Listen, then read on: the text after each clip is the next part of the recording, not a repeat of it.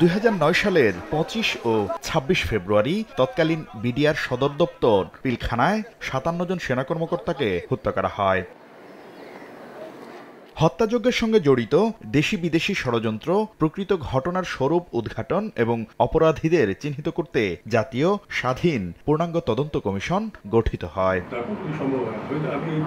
বৃহস্পতিবার বিজিবি সদর দফতরে অনুষ্ঠিত হয় কমিশনের প্রথম বৈঠক শেষে কমিশনের চেয়ারম্যান অবসরপ্রাপ্ত মেজর জেনারেল আলম ফজলুর রহমান সাংবাদিকদের জানান, তারা কোনো চাপের কাছে নতি স্বীকার না করে নিরপেক্ষভাবে তদন্ত কাজ চালাবেন এবং তা নির্ধারিত সময় 3 মাসের মধ্যেই শেষ করা হবে। জানান, আইনি সহায়তার স্বচ্ছতা নিশ্চিতে দেশীয় আইনজ্ঞের পাশাপাশি 2 জন বিদেশি আইনজ্ঞ নিয়োগ করা হবে। সেই মিটিং আমরা অনুষ্ঠান করব ইনশাআল্লাহ, এবং সেদিনেই আমরা স্টেটমেন্ট নেওয়া শুরু করব। আমরা 2 জন বাংলাদেশ থেকে আমাদের এই কমিশনের সঙ্গে অ্যাটাচ করতে আমরা প্রধান উপদেষ্টা দৃষ্টি আকর্ষণ করব চিঠির মাধ্যমে।